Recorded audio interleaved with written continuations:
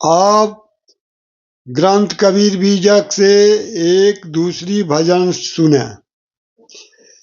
जो मनुष्य स्वयं आचरणहीन होते हैं, जो मनुष्य स्वयं आचरणहीन होते हैं, तो वे चरित्र की रक्षा करने वाले कैसे बन सकते हैं का वर्णन करने जा रहा हूं ग्रंथ कबीर बीजक के आधार पर।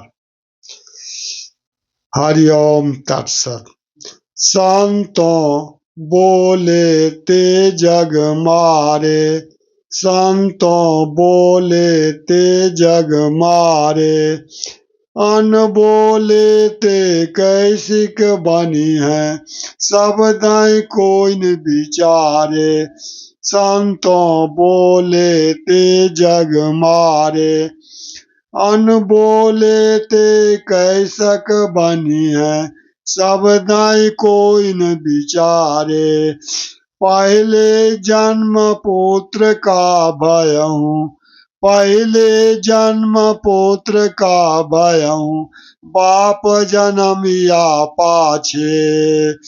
बाप पोत की एक नारी, बाप पोत की एक नारी, ई अचरज कोई काछे। बाप पोत की एक नारी, ई अचरज कोई काछे।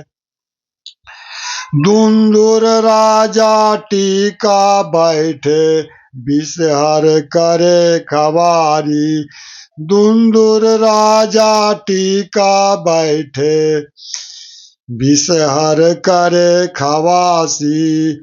श्यान बापुरा धरनी ढकनो, स्वान बापुरा धरनी ढकनो, बिल्ली घर में दासी, बिल्ली घर में दासी। कार दुकार कार करी आगे, कार दुकार कार करी आगे, बैल करे पटवारी, बैल करे पटवारी। कहे कबीर सुनो हो संतों, कहे कबीर सुनो हो संतों, भाई से न्याव निबेरी।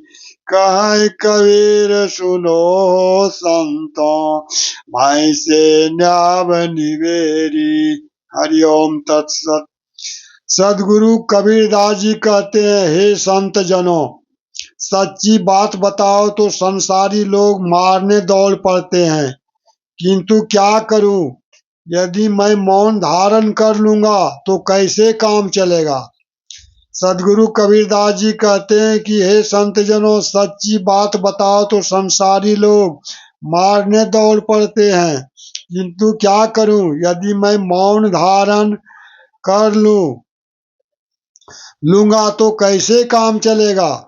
परंतु यहाँ के लोग हैं, कोई भी मेरे कहे शब्द पर विचार ही नहीं करते।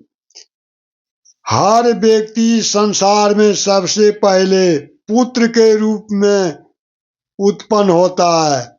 हर व्यक्ति संसार में सबसे पहले पुत्र के रूप में जन्म लेता है, पुत्र के रूप में उत्पन्न होता है।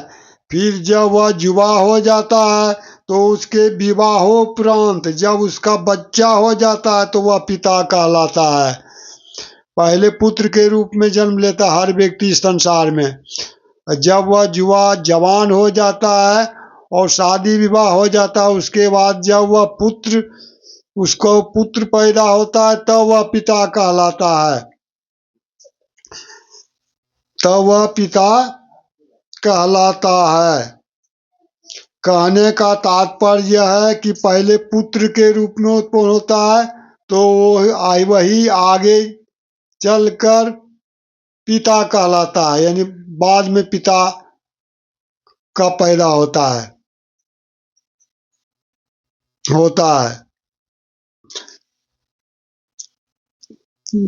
तात्पर्य यदि पुत्र अच्छा होगा तो पिता भी अच्छा होगा, इस विश्व में जितने भी मनुष्य हैं, इस विश्व में संसार में जितने भी मनुष्य हैं,